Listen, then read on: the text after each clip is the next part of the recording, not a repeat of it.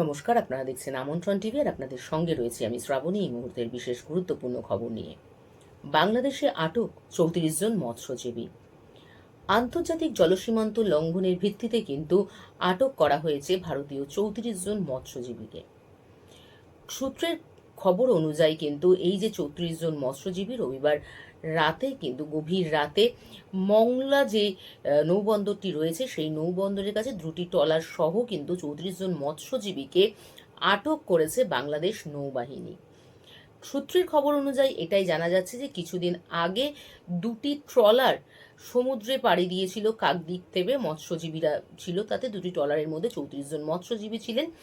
তারা কিন্তু যখনই বাংলাদেশ সীমান্তের দিকে পৌঁছে গিয়েছে সেই মুহূর্তেই কিন্তু বাংলাদেশ যে নৌবাহিনী রয়েছে তারা কিন্তু তৎক্ষণাৎ তাদেরকে আটক করে রেখেছেন, বা আর দুটি ট্রলার সহ যে ৩৪ জন মৎস্যজীবী, ভারতীয় মৎস্যজীবী, তাদেরকে কিন্তু আটক করা হয়েছে। আর এই যে গোটা ঘটনা কিন্তু উদ্বেগ প্রকাশ করেছে পশ্চিমবঙ্গ ইউনাইটেড ফিশারম্যান অ্যাসোসিয়েশন।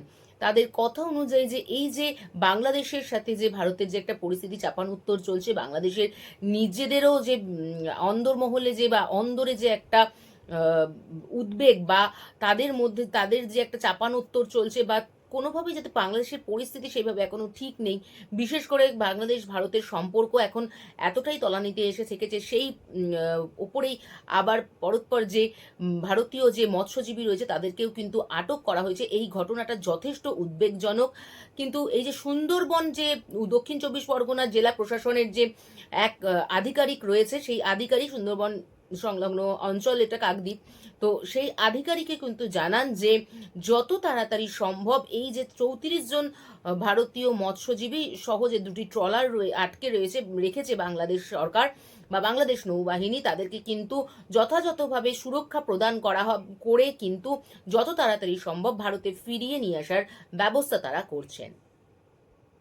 এখনকার মতন এই পর্যন্তই। আরও খবর দেখতে হলে, আরও খবর জানতে হলে অবশ্যই আমাদের সাথে থাকুন, আমাদের পাশে থাকুন। আমাদের যে চ্যানেলটি রয়েছে সেটি অবশ্যই লাইক, শেয়ার এবং সাবস্ক্রাইব করুন। আপনারা দেখছেন আমন্ত্রণ টিভি। দেখুন, জানুন, মেতে উঠুন।